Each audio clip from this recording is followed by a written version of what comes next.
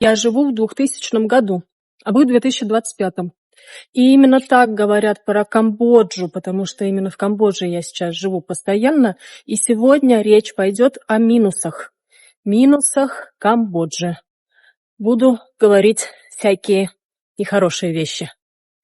Вы на канале Галя из Камбоджи. Я, собственно, Галя. Приятно познакомиться. Кто меня видит впервые, подписывайтесь, пожалуйста, на канал. Если вы смотрите меня без подписки, тоже, пожалуйста, подпишитесь. Это помогает развитию канала, чтобы видео чаще показывались. Лайк, комментарии. Ну, поехали. Итак, начнем с первого минуса. То, что сразу бросается в глаза, невооруженным взглядом видно, что инфраструктура в Камбодже еще очень слабо развита. Да, здесь строят дороги. Да, уже крупные дороги даже построили. Но как только вы делаете поворотик направо и налево, дорога заканчивается. Даже в нашем городе, я живу в городе Сиам-Риэп, это небольшой город, одноэтажный, я бы так сказала. Здесь у нас храмы, и здесь туристов очень много, за городом следят реально. И он такой уютненький весь, на Францию какую-то старую, даже в центре похож. Но, тем не менее, стоит отъехать куда-то чуть подальше, и все, да, там уже начинается глина. Даже вот здесь вот я иду, это недалеко от моего дома, это почти самый центр города. И здесь вот дорога есть, асфальт, как вы видите, целенький и хороший, но если свернуть в такие проулочки, там сразу же дорога заканчивается. Что касается электричества.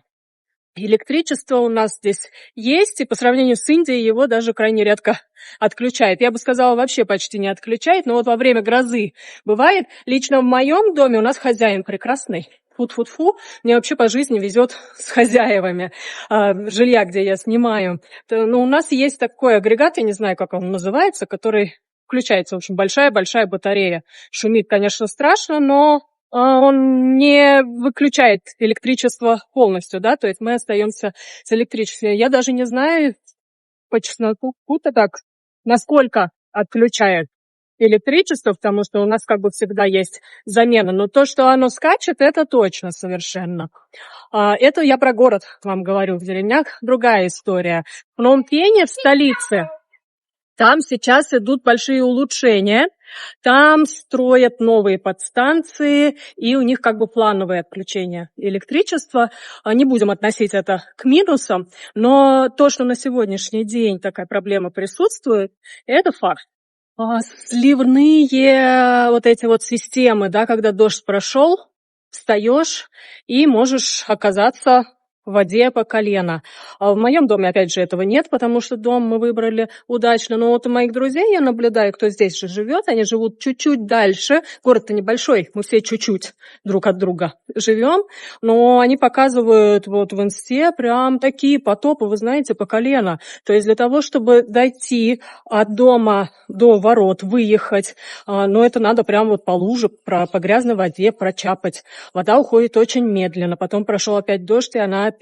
Могут топиться и помещения на первых этажах. То есть вот эта проблема, она здесь ярко очень присутствует, даже в развитых районах. То, что сливные канализационные люки не работают, либо их не хватает. Нужно что-то с этим делать, что-то решать.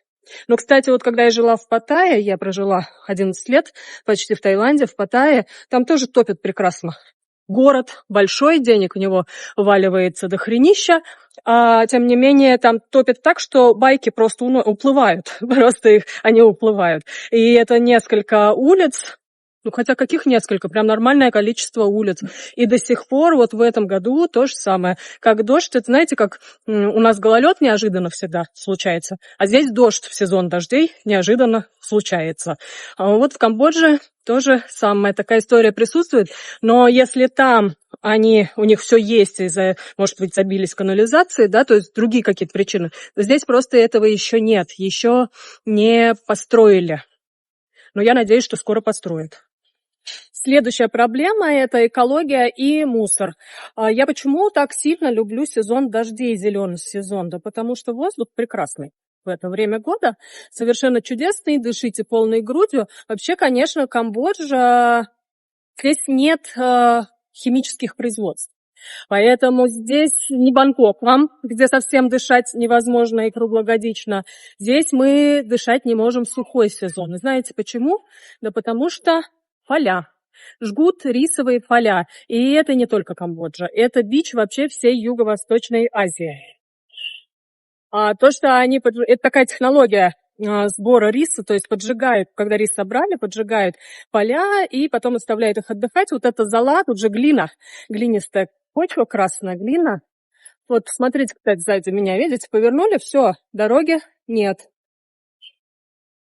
Вот такая глинистая почва, им нужна зола. Такая технология, она из века в век такая была, но дышать-то невозможно. И вот, кстати, соседи любимые Таиланд постоянно в новостях сваливают, что Камбоджа им загрязняет атмосферу, но на самом деле они там тоже жгут прекрасно. И если посмотреть на карту, сейчас, благо, карты появились, это раньше брать можно было сколько угодно, а сейчас карты появились, и видно, где очаги, да? Да, Камбоджа нормально жгет, но и Таиланд, и Вьетнам делает то же самое. Поэтому здесь сухой сезон, бывает аж смог стоит. Я туда не пойду, потому что там сзади меня школа, и там орут дети. А это вот школа, кстати, International School. Но здесь очень много школ. Тут вообще в этом районе каждые, по-моему, 10 метров школа стоит. Вернемся к смогу.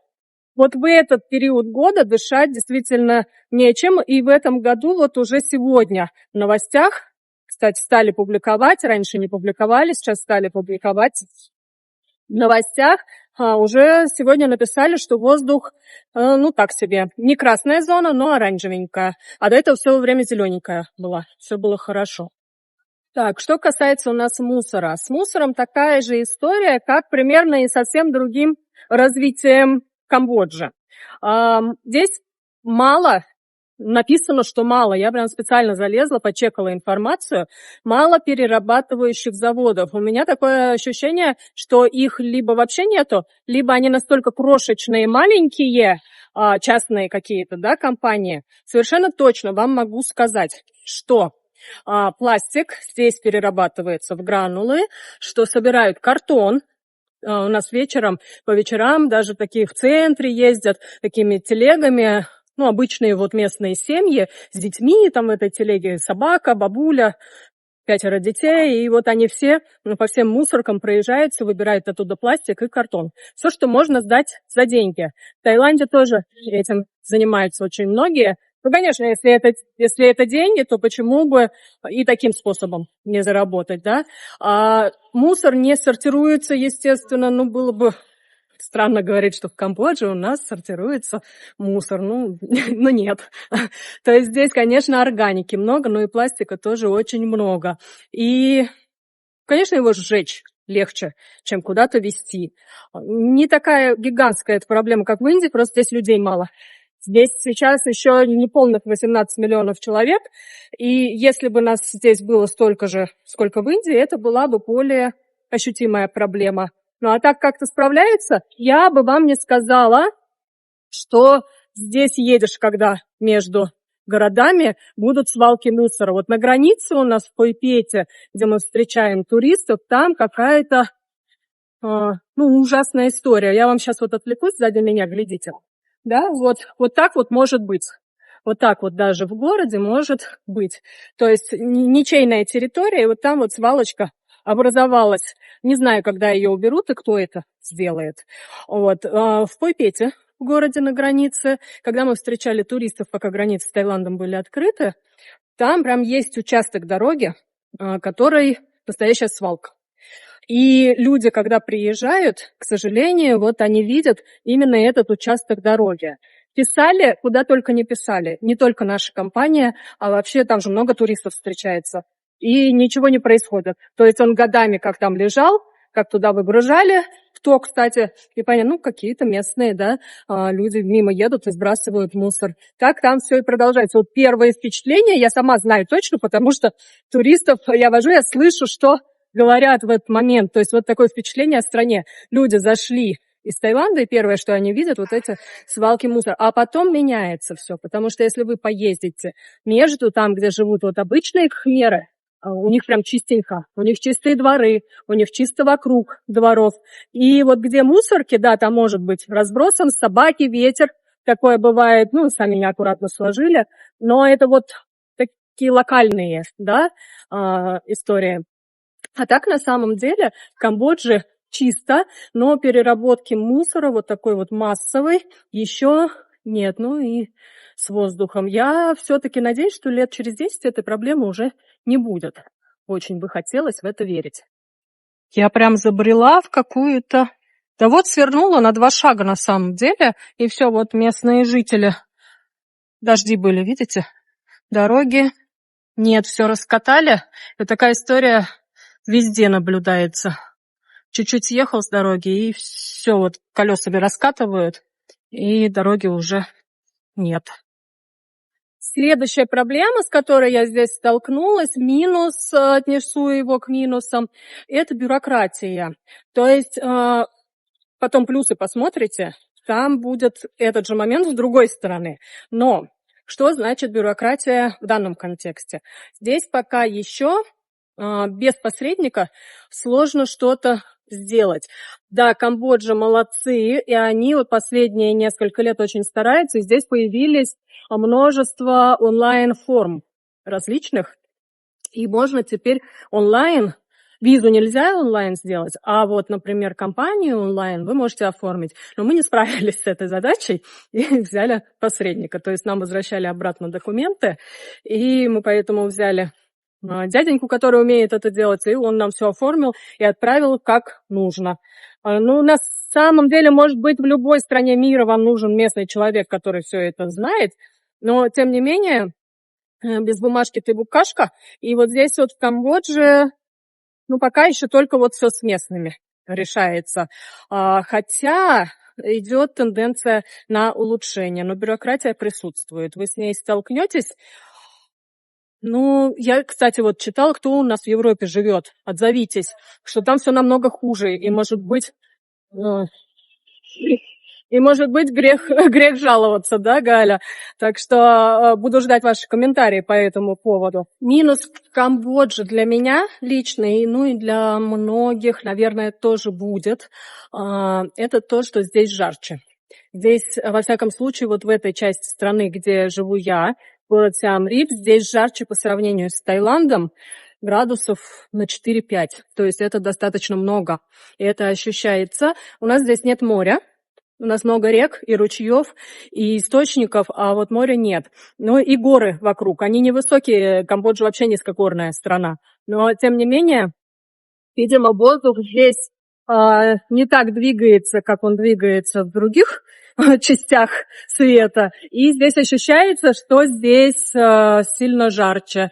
Особенно, когда наступает вот жаркий период, да, апрель-май. Если на море 40 градусов, вам дует ветерочек, вроде выжить можно, то здесь 40-50, ну, ощущается на 50, да, а то и на все 60. Для меня лично это минус, что тут жарче. Но это не мешает мне любить лазить по храмам даже в жаркий сезон. Следующий минус Камбоджи – это то, что здесь скучно, откровенно скучно. Что это значит? Развлечений практически нет никаких, кроме любимой работы. Вот канал завела себе, видите, развлекаюсь от души. Лайк поставьте, пожалуйста, за это. Так вот, друзья мои, здесь нет каких-то концертов. Крайне редко, и это какой-нибудь заезжий, наверное, выдох. Гастролер к нам, который устраивает частные концерты. Суперзвезда к нам точно сюда не приедет. И даже в Пномпень пока, во всяком случае, не наблюдалось таких. А в Бангкоке и во Вьетнаме там, пожалуйста, там очень часто что-то случается. Я не говорю уже про балет, да, и прочие вещи. У нас есть музей исторический, я в нем уже была несколько раз. Ну, храмы, понятно. И, собственно, что еще? Из рестораны, их много, про пожрать это мы любим. А вот, например, увеселительные заведения, дискотеки, они здесь посредственного качества для туристов, европейских студентов, я бы сказала. И музыка там играет соответствующая. А нормальной музыки, опять жалуюсь, видео такое, нормальной музыки нет. Для меня нормальная музыка — это типа «Крыша мира».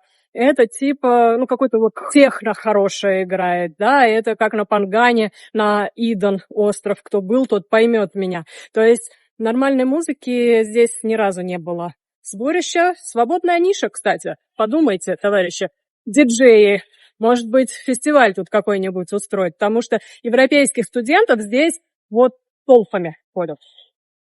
Скучно, это правда. И когда вот мне прям совсем не вмоготу, я собираюсь. Были границы открыты, я, конечно, в Бангкок моталась, у меня друзей там много, понятное дело.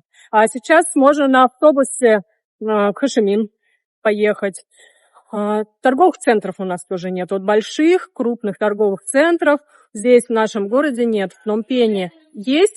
Люди, кто живет у нас в Сиануквиле, напишите, есть у вас там уже торговые центры, кроме китайских? Вот так вот, чтобы там был фудкорт, кинотеатр. Да, вот такого здесь еще нет. В Сиам-Рипе у нас есть 2 кинотеатра. Кстати, нормальные такие небольшие кинотеатрики. Там показывают хмерские фильмы и показывают на английском языке. Бывает, что английские с кхмерскими субтитрами, либо наоборот. Да, на английском языке на кхмерском языке с английскими субтитрами. Вот. Но, нет, были премьеры, какие-то даже случались. А так, бывает, чаще всего старье какое-нибудь крутят. Или местные фильмы показывают. Поэтому кинотеатр особо я тоже не хожу. Так что у меня из развлечений? Я очень люблю вязать. Это моя медитация. Поэтому я вяжу. Мы в основном дома. Аудиокнига, вязание или кино дома. Сходили, поели. В кафе мы ходим каждый день ужинать практически.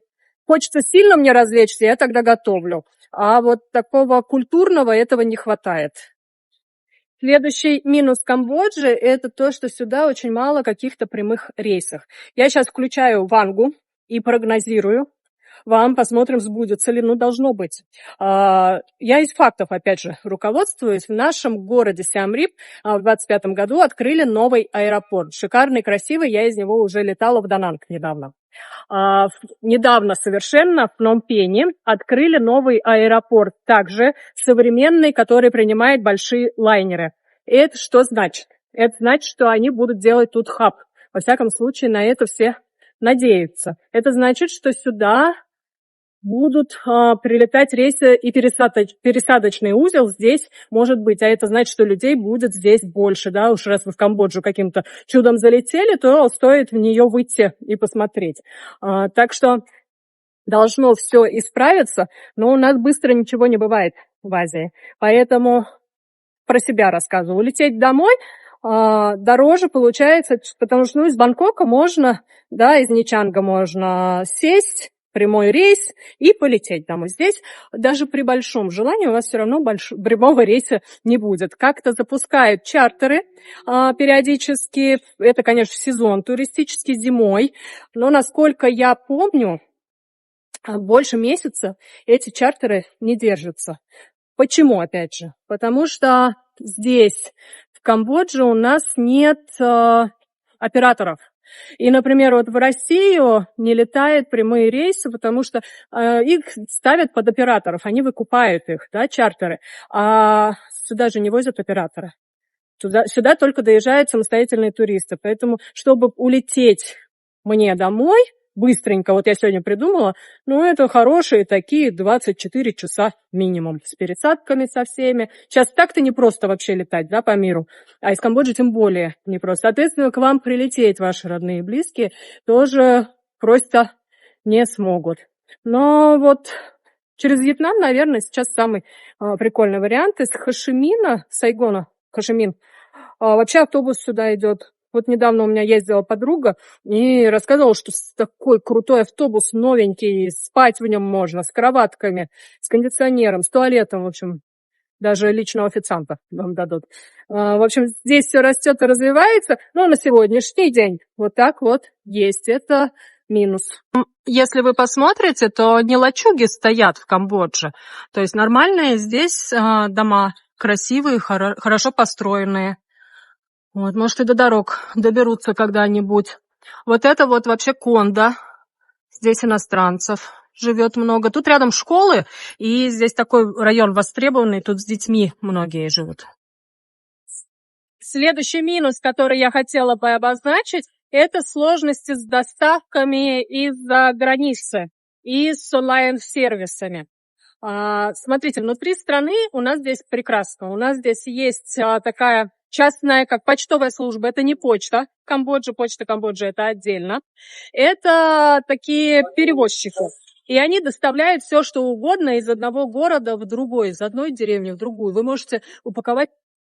Представляете, телефон перегрелся, я иду, рассказываю, столько всего она рассказала, а он не записал ничего. Попробую повторить.